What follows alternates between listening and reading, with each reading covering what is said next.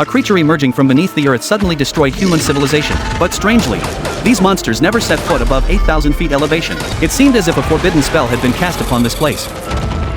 Will and his son survived for 3 years in the high-altitude Rocky Mountains. People gradually reverted to the most primitive way of life. Yet Nina, a scientist, never gave up hope of counterattack. She worked day and night researching bullets capable of piercing the monster's skin. But on this day, the tranquility shattered. Will's son had long suffered from a chronic illness. As his condition suddenly worsened, the mountain's dwindling medical supplies proved insufficient to sustain him. Will conceived a daring plan. He sought out Nina at her home, pleading for her to accompany him to the mid-mountain hospital. It turned out Nina owed him her life.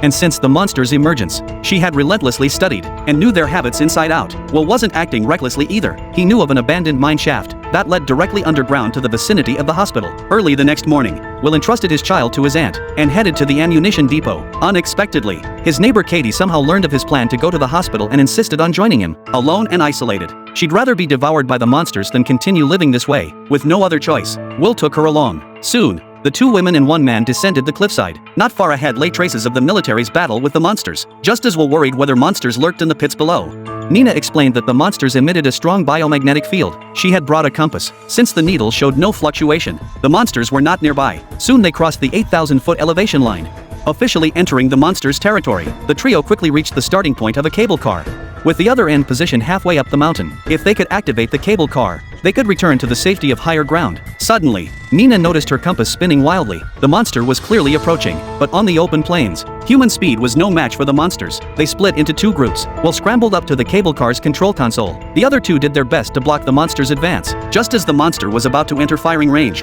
that terrifying red light vanished into the forest.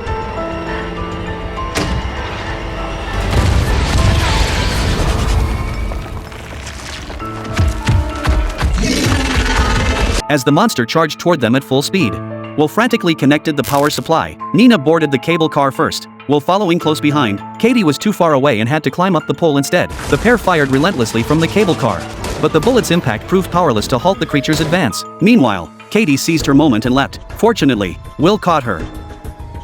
The next instant, the monster's claws hooked onto the cable. Overwhelmed by the weight, the cable snapped clean in 2. All 3 plummeted through the air. But luck was on their side. The 8,000-foot elevation line lay just ahead.